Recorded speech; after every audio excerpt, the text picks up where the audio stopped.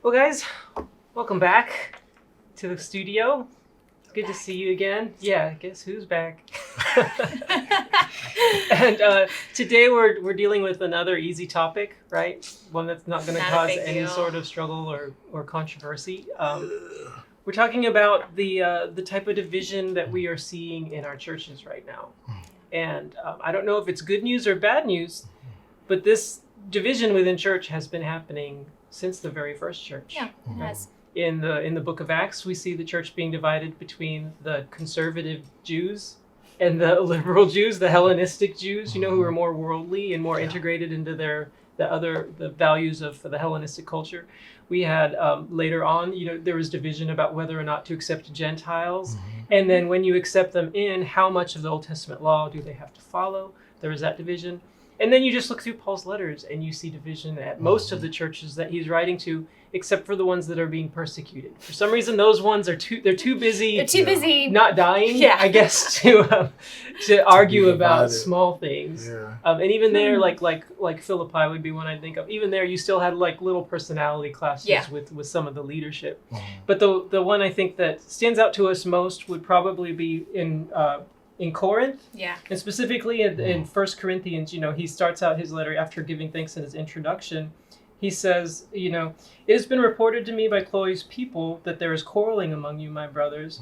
What I mean is, each of you says, I follow Paul, or I follow Apollos, or I follow Cephas, or I follow Christ. Is Christ divided? Was Paul crucified for you, or were you baptized in the name of Paul? So here it wasn't just division, it was like cult of personality type of divisions where people were lining up on different sides based off of people probably with their own particular take on Christianity and maybe even on who Paul was and what his role was supposed to be at that church and this usurping that has taken place. Does that remind you of anything that we're going through? That does sound a little familiar. Are we talking about now, or is this the first century? I'm a little blurry the names are change the names, and it's the same. I really was tempted to almost read this, stubbing it in with political names. Was blank, crucified for you? Were you baptized in the name of whom? Some people talk that way, and we're on social media a lot, and maybe social media is like the loud minority, and a lot of Christians are more level-headed. But just to give you an idea, okay, here's a tweet by a very respectable Presbyterian minister, and most of his tweets get around like 30 replies or so. Okay. This tweet, it's just 11 words. Are you ready for this? Inside the church, we should be making room for political differences. That's the tweet. 729 replies. Let me read some of them to you. Okay, these are people. I've got to remember that and not be mean-spirited about this, but I have to be honest. I have to check my own self with this. Yeah.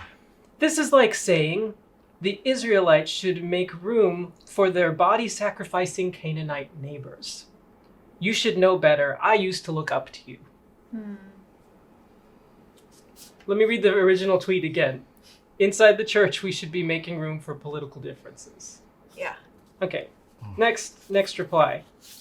Can you imagine being a pastor in the 1930s and saying, inside the church, we should be making room for unrepentant Nazis? I can't either. Wow, they're just going all over the place here. You think it would just be one side, but it's not. Here's another one. Okay.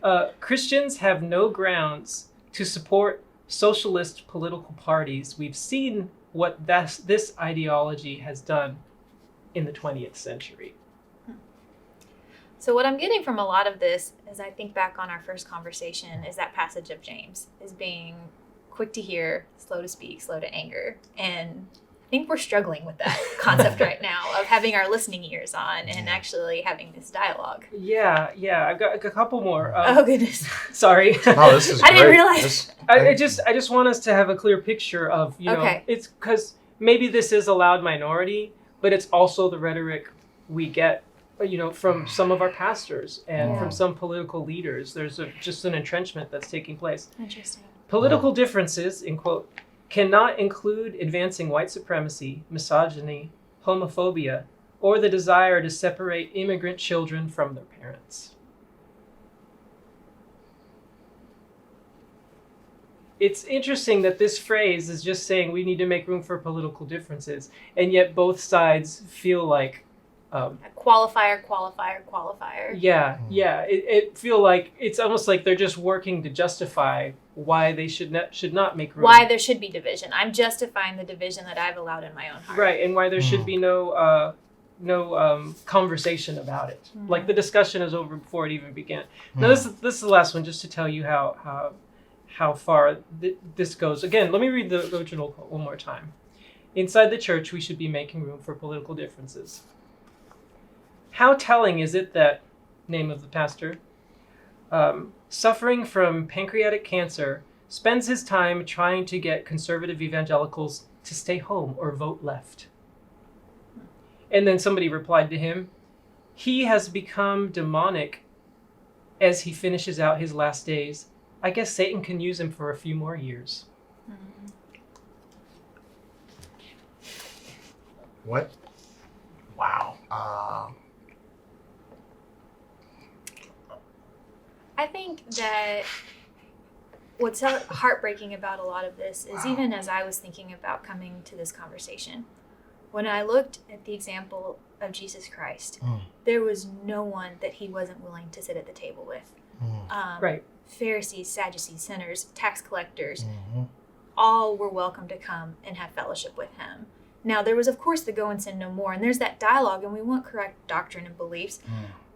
But I think of the fundamental principle of Christ setting that example for us.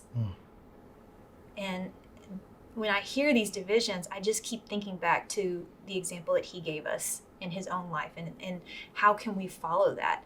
And I don't know how you can argue against that at that point then, because really all we're saying is, just like Christ, all are welcome here to sit at the table. We're not saying we affirm everything. We're not even saying I agree with everything you're saying. All I'm literally saying is I'm willing to sit at a table with you. Right. You know, and I think by doing so, when we do that, we're recognizing individuals as, first of all, people who Christ has come to die for and has deemed lovable. We're calling out the humanity in you and saying, by sitting at a table with you, I might disagree on all of these things, but we share a commonality that we are all created in the image of God, and we are all standing at the foot of the cross in need of his redemption. That's our commonality that we share. That's hard for me when I see division like that, because I feel like it goes in the face of what Christ himself was trying to do by coming and dying for us.